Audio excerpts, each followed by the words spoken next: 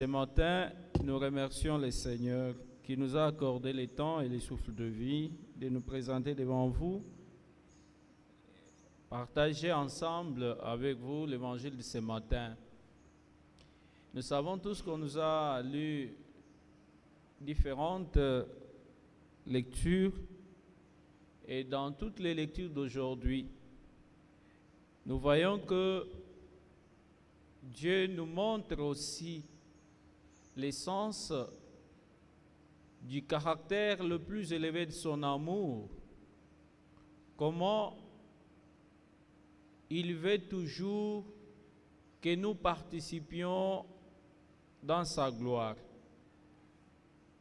Il veut toujours nous enlever dans la vie de honte, dans la vie du péché, pour nous accorder le temps de vivre aussi dans sa gloire.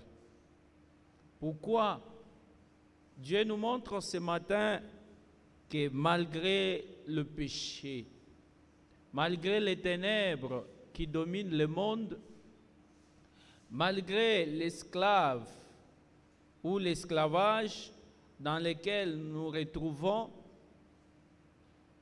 il est en train de planifier quelque chose selon son amour pour nous accorder aussi la chance de participer à sa gloire. Parce que celui qui est esclave vit dans la honte. Celui qui est esclave est considéré comme quelqu'un qui vit dans le péché. C'est pourquoi Saint Paul nous exhorte ce matin comment lui-même rend grâce à Dieu parce qu'il était aussi esclave du péché, mais Dieu lui avait délivré de cet esclavage et lui a permis de commencer à témoigner son évangile. C'est pourquoi aujourd'hui, on nous exhorte que nous devons savoir comment discerner, comment naître de Dieu et naître de nouveau. Ce matin, on nous montre que naître de Dieu, nous devons avoir la foi en Dieu parce qu'il a montré son grand amour pour nous. Est-ce que nous avons la foi en Dieu? Car celui qui a la foi en Dieu est celui qui est considéré comme quelqu'un qui est né de Dieu. Parce que quelqu'un qui est né de Dieu est conduit par la vérité de Dieu. Or, la vérité de Dieu est toujours garantie par le Saint-Esprit. Car c'est le Saint-Esprit qui nous révèle cette vérité. Donc c'est le Saint-Esprit qui nous révèle Dieu. C'est pourquoi Jésus-Christ dans l'évangile d'aujourd'hui qui est lu en Jean chapitre 17, verset 22 jusqu'à 26, Jésus nous parle ici comme quelqu'un qui fait les rapports à son Dieu. Il a accompli tout ce que son Père lui avait confié comme mission. Lui-même a dit que j'ai donné cette gloire à tous ceux que tu m'avais envoyés, à tous ceux que tu m'avais donnés. Je leur ai donné ta gloire parce que toi tu m'as glorifié au milieu d'eux, à travers le miracle, à travers la parole de vérité que je leur ai enseignée. J'ai partagé cette gloire avec eux. Qu'est-ce que j'ai fait? J'ai voulu que je puisse demeurer en eux et qu'eux aussi demeurent en moi. Et si nous voulons naître de Dieu, c'est avoir la foi. Et cette foi, c'est croire en Jésus-Christ qui est son envoyé, qui est son Fils bien-aimé, que lui-même avait déclaré, en qui il a mis toute son affection. Et si nous n'avons pas la foi en son envoyé, je ne pense pas qu'on peut nous appeler que nous sommes nés de Dieu. Alors Jésus-Christ nous montre ici sa volonté, son souhait qu'il présente maintenant à son Père. C'est comme il est en train de faire une conversation avec son Père. Maintenant, son Père lui a posé la question, qu'est-ce que tu veux maintenant pour ces gens que tu me présentes? Tu veux quoi pour eux? Jésus-Christ leur dit et demande à son Père, je veux que là où je suis, que ce que tu m'as donné soit aussi là. Regarde aussi comment Jésus-Christ est en train de plaider pour nous auprès de son Père. Jésus-Christ est en train de parler pour toi auprès de son Père. Et si lui prend le temps de plaider pour toi auprès de son Père, pour que tu participes avec lui dans sa gloire, pourquoi tu veux marcher dans la honte? Marcher dans la honte, c'est vivre dans le péché. Être dominé par ces péchés, oubliant qu'il y a quelqu'un qui nous aime, oubliant qu'il y a quelqu'un qui a déjà tout planifié pour notre bonheur, pour notre bien, qui veut nous détacher, qui veut nous délivrer de l'esclavage et nous accorder la liberté. Et aujourd'hui, nous sommes tous comme des fils mendiants qui oublient que nous avons un Père très riche. Mais il y a un moment où ce Père se présente devant nous comme quand nous sommes des mendiants au bord de la route, il y a quelqu'un qui vient dans un véhicule, il se présente, on ne connaît pas son identité. Et il vient, il dit au lieu que tu sois mendiant, entre dans le véhicule, je pars avec toi chez moi à la maison. Et quand nous arrivons à la maison, peut-être on ne connaît pas son identité. La première chose à faire, c'est nous faire connaître son nom. Il est qui? Il doit se présenter.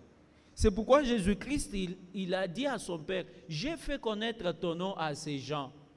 Jésus-Christ a fait connaître le nom de son Père à nous. Il a dit que voilà, malgré que vous avez été chassés dans le jardin d'Éden, il ne vous a pas abandonné. Il m'a envoyé pour vous rassurer que non, il a un plan merveilleux pour vous. Il a préparé quelque chose de très bon pour vous. C'est à vous maintenant de lui faire confiance. C'est à vous maintenant de prendre une décision, de quitter dans le péché, d'accepter aussi le travail qu'il est venu accomplir pour votre bien. C'est comme quelqu'un qui est dans la prison, il ne veut pas sortir de la prison, mais il y a quelqu'un qui est venu pour le libérer de la prison, mais quelqu'un ne veut pas sortir de la prison. C'est ça, ce qui caractérise l'humanité actuellement. Nous voulons toujours être esclaves. Nous voulons demeurer dans l'esclavage au lieu que nous avons un Dieu qui a tout pouvoir, qui a la puissance et l'autorité de nous libérer, de nous arracher dans le main du diable qui veut que nous soyons toujours ses esclaves. Chers frères et sœurs, ce matin, croyez que nous avons un Dieu qui nous aime beaucoup. Croyez que nous avons un Dieu qui veut que nous participions aussi dans sa gloire. Lui réside dans sa gloire. Comme il réside dans sa gloire, il veut que là où il est, que nous soyons aussi. C'est une promesse que nous tous, nous devons aussi nous appuyer. Nous devons nous appuyer sur cette promesse. Et pour s'appuyer à cette promesse, il faut savoir comment naître de Dieu. Pas naître de nouveau, mais naître de Dieu. Or, naître de Dieu, c'est avoir la foi. Quel est le degré ou l'essence de cette foi? C'est confesser que Jésus-Christ est notre Seigneur. Confesser que Jésus-Christ est notre Rédempteur. Confesser que Jésus-Christ est notre Sauveur. C'est lui qui a pris tous les risques de venir nous sauver. Il a pris tous les risques de venir sacrifier sa vie pour notre bien.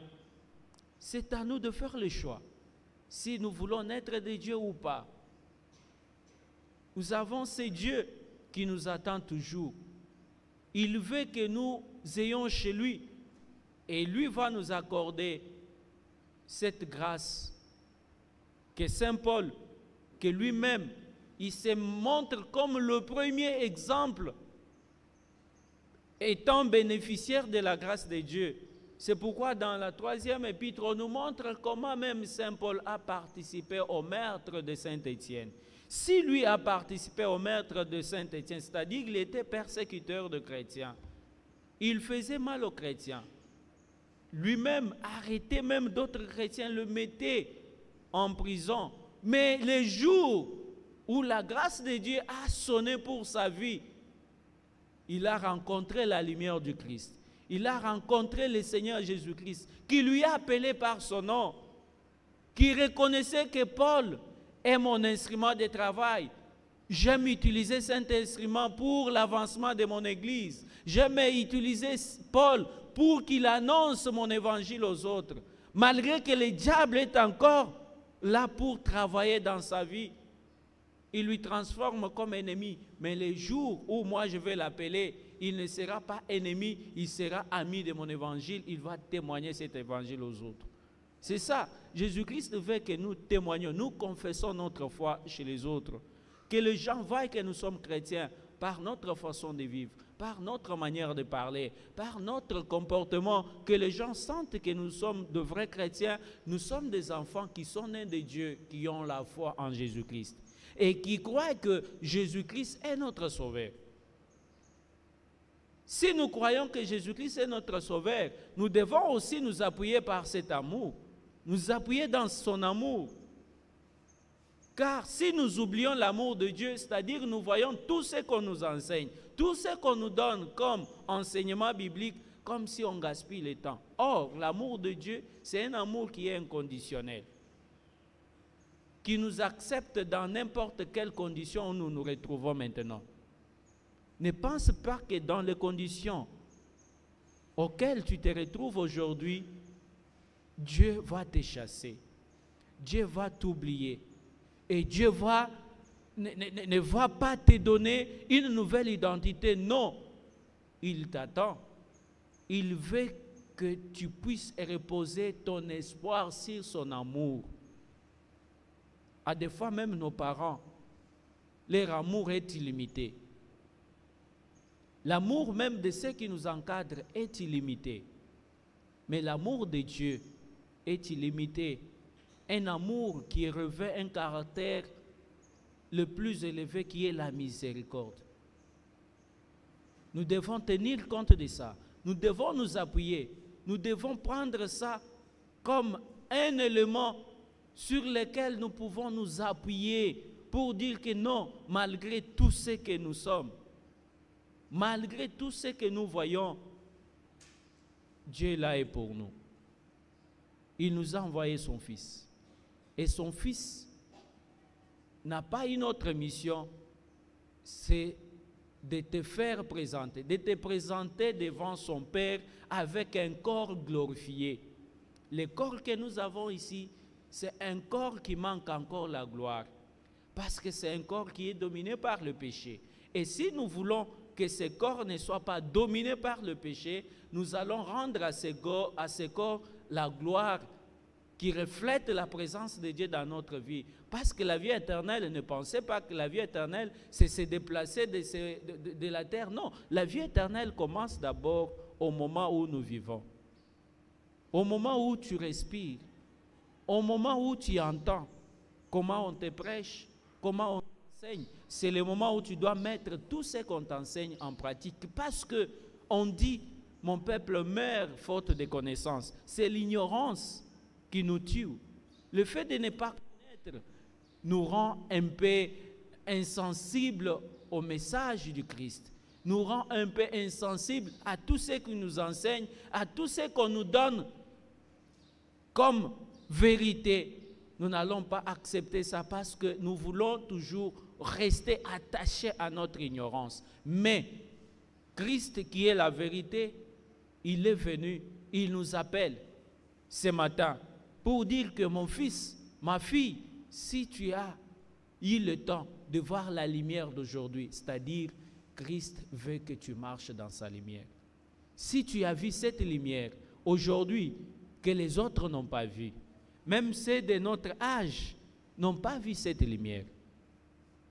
Il y a les autres qui sont appelés dans des noms différents ce matin. Il y a des malades, il y a ceux qui sont morts, il y a même ceux qui ont connu des problèmes. Hier, ils n'ont pas eu le temps même de se réveiller ce matin. Ils sont encore allongés au lit. Mais nous avons bénéficié de cette grâce de se présenter devant lui ce matin. Nous devons prendre ça en compte et reconnaître que Christ a toujours un plan merveilleux. Sache que quand tu dors et tu te réveilles le matin, tu vois la lumière, c'est-à-dire il y a quelque chose de bon que Christ ou que Dieu n'a pas encore réalisé dans ta vie. C'est pourquoi il t'accorde encore le temps pour que tu contemples ça, pour que tes yeux voient que réellement Dieu a un plan merveilleux pour ta vie. Nous tous, Dieu a préparé pour nous quelque chose de bon.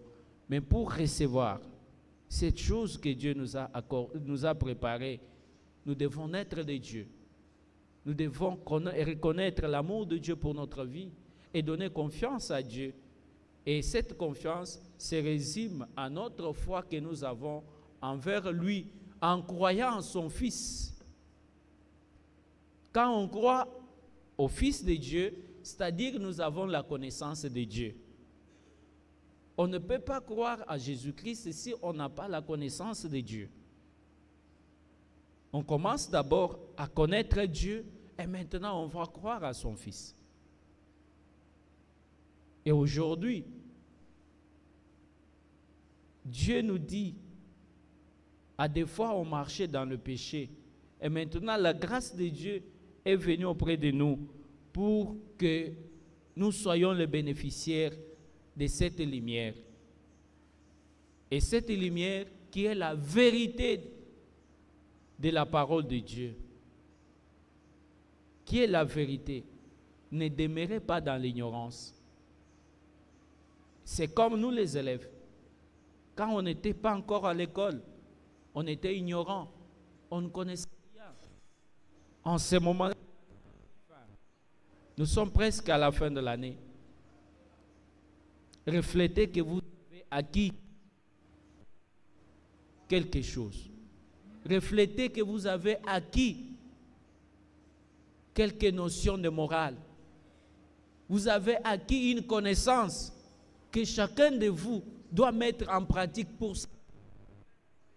Ne prenez pas ce que vous avez appris à l'école comme quelque chose que vous allez mettre au bas ou en bas de votre valise et oublier ça. Non, c'est le moment où vous devez toujours vous donner corps et âme, comment mettre en pratique tous les enseignements que vous avez reçus. Tout ce qu'on vous a donné comme des stratégies pour gagner la vie, vous devez aussi le mettre en pratique. On n'étudie pas pour devenir esclave, on étudie pour être libéré de l'ignorance. On étudie pour être libéré de l'esclavage des autres. Nous ne voulons pas être dominés par les autres parce que celui qui a la connaissance est toujours le maître de celui qui n'a pas la connaissance. Si tu n'as pas la connaissance, sache que tu es l'esclave de celui qui connaît. Parce que tu es là que pour te référer à ce qui connaît. Mais si nous venons à l'école, c'est pour apprendre afin que nous ne soyons pas esclaves des autres. Nous devons suivre aussi le modèle de ceux qui ont suivi ces chemins des études. Parce que on dit que les études sont la clé de la vie. Comme la foi est la clé de la vie éternelle, les études aussi sont la clé de la vie. Il faut prendre au sérieux les études. Et maintenant, nous sommes presque à la fin de l'année. Comment sera le résumé de ton année scolaire? Votre année scolaire va se résumer en quoi? Qu'est-ce que vous allez apporter aux parents? Une bonne morale? Des bons résultats? Ou une mauvaise morale? À des fois, il y a les enfants qui quittent dans leur famille avec une bonne morale, mais arrivés à l'école, ils commencent à compromettre cette moralité qu'ils ont reçue dans leur famille à travers les mauvaises compagnies. Vous vous êtes amassé des amitiés au courant de toute cette année. Les connaissances que vous avez amassées, qu'est-ce que vous avez eu? N'oubliez pas que on va évaluer votre année à partir de ce que vous allez présenter chez le parent. Ça peut augmenter la confiance chez vos parents ou ça peut diminuer cette confiance. Que chacun de vous se demande, est-ce que ce que je vais apporter à mes parents le 2 juillet, ça va augmenter ma confiance chez mes parents ou bien ça va diminuer la confiance? Parce que la confiance est quelque chose qu'on ne perd pas, qu'on ne peut pas perdre. C'est de la confiance bénéficiez quelque chose chez les parents. Et maintenant, vous marchez même dans la pensée de vos parents. Vous êtes dans leur pensée. Partout où ils se retrouvent, ils pensent toujours pour comment ma fille va étudier, comment mon fils va terminer ses études. Il est même en train d'investir pour vos études universitaires. Pourquoi? Parce qu'il voit qu'en vous, il y a quelque chose qui va aussi lui valoriser. Tu es un enfant qui se donne, qui ne veut pas perdre son temps inutilement et qui dit toujours, j'aime honorer mes parents, j'aime honorer mes enseignants. Il faut que mes parents sentent que là où je pars, il y a les enseignants de qualité.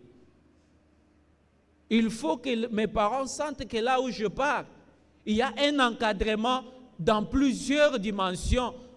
Dimension physique et spirituelle. Spirituelle, c'est maintenant où nous vous encadrons avec la parole de Dieu. Pour que vous ne soyez pas dans l'ignorance.